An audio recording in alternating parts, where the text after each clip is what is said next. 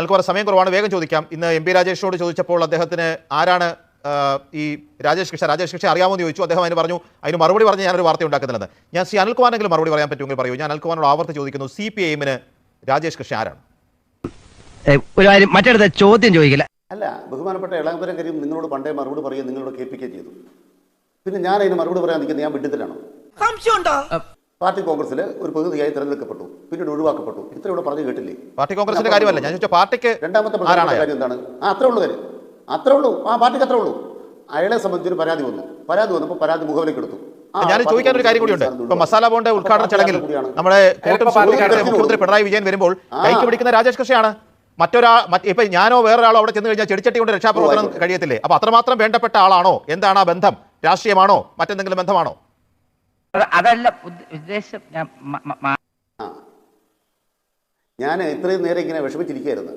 ഏഷ്യാനെറ്റ് എന്തെങ്കിലും ഒരു കലാപരിപാടി നടത്തുമ്പോൾ പിണറായിയുടെ അറ്റത്തുകൊണ്ട് കെട്ടണമല്ലോ. ഇപ്പോൾ സന്തോഷമായി. നിങ്ങളുടെ ജോലി എന്താണ് എൻ്റെ സുരേഷ് കുമാറെ? നിങ്ങൾ ലണ്ടനിലെത്തിയ കേരള മുഖ്യമന്ത്രിയുടെ കയ്യിൽ പിടിച്ച രാജേഷ് കൃഷ്ണ രാഷ്ട്രീയ ബന്ധം കൊണ്ടാണോ? അത് അത്രമാത്രം വലിയ ബന്ധം ചോദിച്ചോളൂ. അതിലെന്തിനാണ് പ്രകോപനം? പിണറായി വിജയനെതിരെ അല്ലല്ലോ പറഞ്ഞത്. മുഖ്യമന്ത്രിയോട് അത്രയും അടുത്ത് നിൽക്കാനുള്ള ആക്സസ് എന്താണ്? ഒരു പ്രകോപനമില്ല. ഓ ഈശ്വര, ഇനി എന്ത് ചെയ്യും? ഓ അവിടെയാണ് കൃത്യമായിട്ട് പറയാൻ ആഗ്രഹിക്കുന്നത്. കമ്മ്യൂണിസ്റ്റ് പാർട്ടിക്ക് ലണ്ടനിൽ ഘടകമുണ്ടല്ലോ. ആ ഘടകത്തിന്റെ ഭാഗമായിട്ട് ഒരാൾ അവിടെ നിന്ന് കയ്യെ പിടിച്ചാട്ടുന്ന ലോകാവസാനമാണ് തോന്നി. അതങ്ങനെ വരൂ, അതങ്ങനെ സംഭവിക്കൂ. ഇന്നത്തെ മുഖ്യമന്ത്രി ആദ്യം അധികാരത്തിലെത്തുന്ന സമയത്ത് തന്നെ ഒരു മറുപടി പറഞ്ഞിട്ടുണ്ട്. പിണറായി വിജയന്റെ 2016 പറഞ്ഞ ആ വാക്കുകൾ കേട്ടുകൊണ്ട് ഇന്നത്തെ ന്യൂസ് അവർ അവസാനിക്കുകയാണ്. അതിനുശേഷം ഞാൻ നാളെ മുഖ്യമന്ത്രിയാകുന്നു. അങ്ങനെ മുഖ്യമന്ത്രിയായി സത്യപ്രതിജ്ഞ ചെയ്ത് കഴിഞ്ഞാൽ എൻ്റെ അടുത്ത ആളാണെന്നും പറഞ്ഞ് ചിലർ രംഗപ്രവേശം ചെയ്താൽ അതും ഒരു അഴിമതിയുടെ രീതിയാണ്.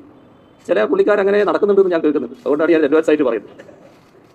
ആ നടക്കുന്നവർക്കും എൻ്റെ രീതി അറിയില്ലായിരിക്കും, ചെന്ന് ബന്ധപ്പെടുന്നവർക്കും ചിലപ്പോൾ അറിയാൻ വഴിയില്ലായിരിക്കും. അത്തരം അവതാരങ്ങളെ നമ്മൾ എപ്പോഴും സൂക്ഷിച്ച് നിൽക്കേണ്ടതായിട്ടുണ്ട്. അത് എല്ലാവർക്കും ബാധകമായിട്ടുള്ള കാര്യമാണ്. എനിക്കും ബാധകമായിട്ടുള്ളതാണ്, എല്ലാവർക്കും ബാധകമായിട്ടുള്ളതാണ്. അത്തരം കാര്യങ്ങളടക്കം ശ്രദ്ധിക്കുന്ന ഒരു മന്ത്രിസഭയായിരിക്കും ഈ മന്ത്രിസഭ. ഇത്രയും വലിയ ഗതികെട്ടവൻ ഈ ലോകത്ത് വേറെ ആരെങ്കിലും ഉണ്ടാവും എൻ്റെ കർത്താവേ?